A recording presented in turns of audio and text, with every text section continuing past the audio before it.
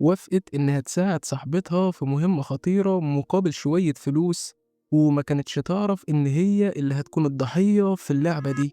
ولو عايز تفهم الحكاية خليك معايا للنهاية.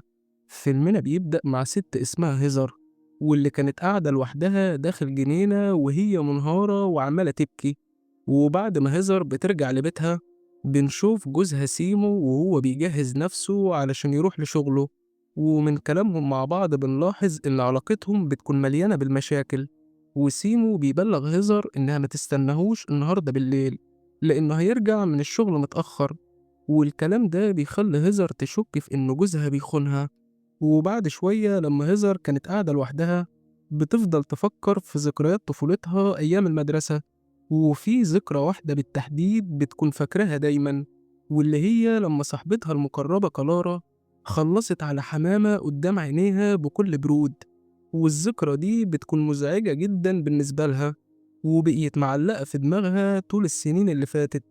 وفي الليل لما هزر كانت مريحة على السرير بيجي جوزها سيمو وبينام جنبها من غير ما يتكلم معاها خالص، وكأنها غير موجودة. وتاني يوم الصبح بيروح لشغله من غير ما يودعها.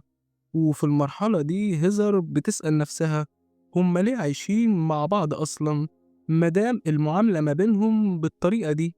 وبعدها هزر بتروح تقعد على الإنترنت وبتفضل تدور على صفحة صاحبتها كلارا على مواقع التواصل الاجتماعي. ولما بتلاقيها بتبعت لها رسالة وبتطلب منها يتقابلوا بكرة. ولكن لما كلارا بتشوف الرسالة مش بتقدر ترد عليها لأنها بتبقى مشغولة في المول اللي بتشتغل فيه. ولما بترجع لبيتها بنكتشف إنها بتعاني في حياتها لأن بيكون عندها 4 أطفال وحامل في الطفل الخامس، وبتكون متجوزة من راجل كبير قد أبوها، واللي ما بيعملش حاجة غير إنه بينام طول اليوم وبس، وسايبها هي تشتغل وتصرف على البيت. ولأن الوضع المالي كان صعب جدا على كلارا بتضطر إنها تقابل رجالة في السر، وبتمشي في طريق مش تمام مقابل الفلوس علشان تقدر تعيش هي وأولادها. وبعد انتهاء يوم كلارا الطويل أخيرا ردت على رسالة هيزر ووافقت إنها تقابلها.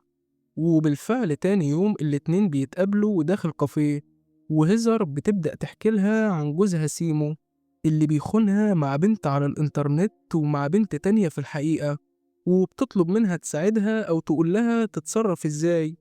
ولكن وقتها كلارا بتفاجئها برد بارد جدا وبتقول لها وأنا مالي ومال مشاكلك، أنا فيا اللي مكفيني. وبتعرفها إنها مش هتقدر تساعدها في موضوع زي كده، وبتسيبها وبترجع للشغل بتاعها. ولكن هزر مش بتستسلم وبتروح وراها للمول، وبتعرفها إن معاها دلوقتي في شنطتها 100,000 يورو، وإنها هتديلها 10,000 منهم لو قابلتها بره بعد 5 دقايق.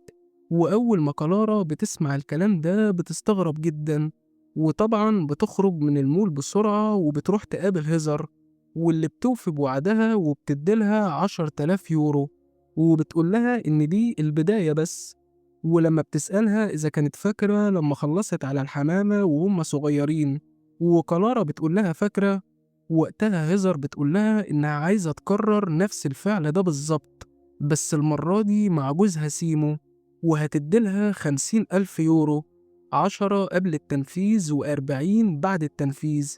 ولكن كلارا بترفض وبتقول لها إن التخلص من حمامة مش زي التخلص من إنسان، وإنها ما عملتش حاجة زي دي قبل كده.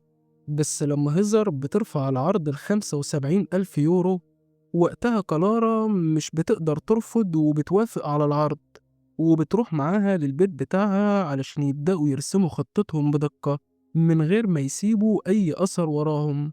وبيكون واضح على كلارا إنها متحمسة جدا لأنها عايزة تاخد ال75,000 يورو في أسرع وقت علشان تحل كل المشاكل اللي عندها. ولكن هزر بتكون عكسها تماما، قاعدة هادية ومش فارق معاها حاجة. ووقتها كلارا بتبدأ تشرح لها الخطة اللي هيمشوا عليها، واللي هي إن هزر هتحط لجوزها حاجة في الأكل وتخليه ينام، وساعتها كلارا هتنفذ الجزء الأصعب وتنهي حياته تماما، وبعدها يتخلصوا منه في أي مكان مهجور. ولما كلارا بتطلب من هيزر إنها توريها صورة جوزها سيمو، وهيزر بتوريها صورته على الموبايل، كلارا بتتصدم أول ما بتشوف شكله، لأنه بيتضح إن سيمو هو واحد من الرجالة اللي كلارا كانت على علاقة سرية معاهم.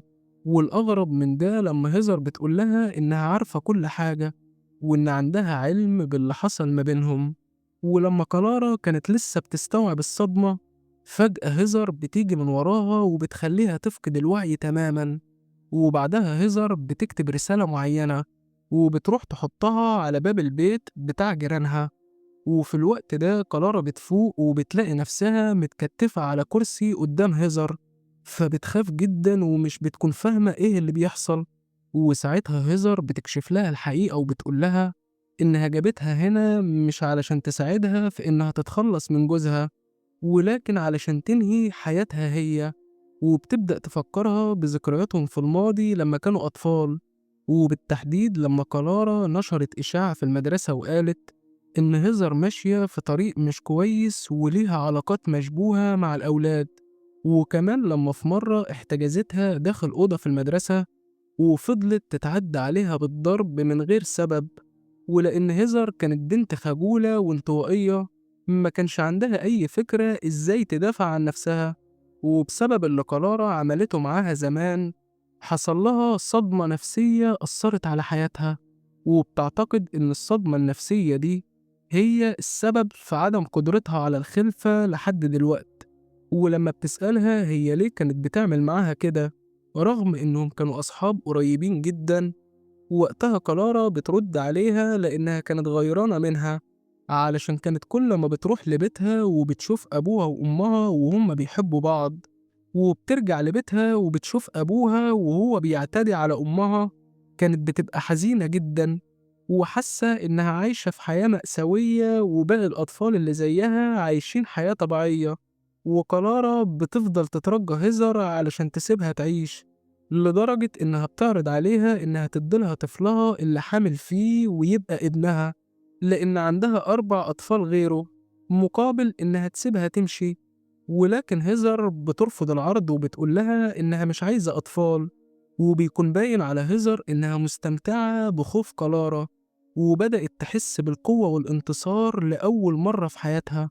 ولما بتروح تجيب أداة حادة وبتبدأ تهددها، وقتها كلارا بتترعب وبتفضل تصرخ بصوت عالي، ولكن هيزر بتقدر تسيطر عليها وبتكتم صوتها بشريط اللزق.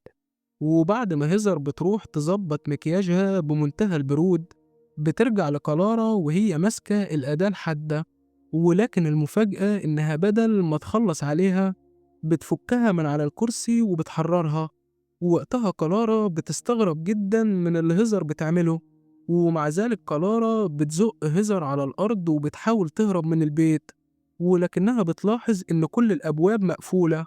ولما هيزر بتحبسها في المطبخ، كلارا بتمسك كرسي علشان تدافع عن نفسها، بس هيزر بتقدر تسيطر على الوضع مرة تانية وبتمسك الأداة الحادة، ولكن لتاني مرة بتدي الأمان لكلارا، وبتحط الأداة الحادة على الترابيزة وبترجع لورا علشان تثبت سلامة نيتها وإنها خلاص مش هتأذي كلارا، لأن كل اللي كانت عايزاه إنها تشوف الخوف في عينيها ولو مرة واحدة بس. ولكن كلارا مش بتصدقها، وبتروح تمسك الأداة الحادة بسرعة علشان تدافع عن نفسها. وفي اللحظة دي لما هيزر حطت إيديها في جيبها وبدأت تهدد كلارا مرة تانية، وقتها كلارا اعتقدت إن هيزر مخبية سلاح في جيبها، ولأنها كانت مرعوبة وخايفة أحسن تموت، فجأة هجمت على هيزر وطعنتها بالأداة الحادة. ولكن اللي كلارا ما تعرفوش إن ما كانش فيه حاجة خطيرة في جيب هيزر، وإن كل اللي موجود في جيبها هو حجر كريم كانت بتستخدمه لما تحس بالقلق. فكلارا اتصدمت وحست بالندم الشديد. وفي اللحظة دي سيمو بيوصل للبيت، ولما بيشوف كلارا وهي ماسكة الأداة الحادة ومراته مصابة على الأرض، بيترعب وبيروح يقرب من مراته بسرعة علشان يحاول ينقذها. ولكن الوقت بيكون فات وهيزر بتكون فرقة الحياة. وفي الوقت ده لما جارتهم بتوصل للبيت وبتشوف سيمو وهو قريب من مراته اللي فرقت الحياة، بتتهمه إن هو اللي خلص عليها، ولما سيمو بيحاول يشرح لها إنه ما عملش كده وإنها فاهمة غلط، ساعتها جارتهم بتديله الرسالة اللي سابتها هزر على باب بيتها قبل ما ترحل، واللي بيكون مكتوب فيها إن جوزها وعشيقته بيخططوا إنهم يتخلصوا منها، وبتترجى أي شخص يشوف الرسالة دي إنه يجي وينقذها. وبكده هزر لفقت التهمة لجوزها وكلارا إن هما السبب في موتها، وبسبب الرسالة دي الشرطة بتيجي وبيقبضوا على الاتنين. وأخيرا هزر انتقمت من جوزها اللي خانها ومن كلارا اللي سببت لها صدمة نفسية. ولكن للأسف هزر مش بتكون عايشة علشان تشوف الخطة بتاعتها وهي بتتحقق. هل الانتقام يستاهل إن الواحد يضحي بحياته فعلا؟ مستني رأيكم في الكومنتات. وبكده يكون فيلمنا انتهى، ما تنساش اللايك والاشتراك. سلام.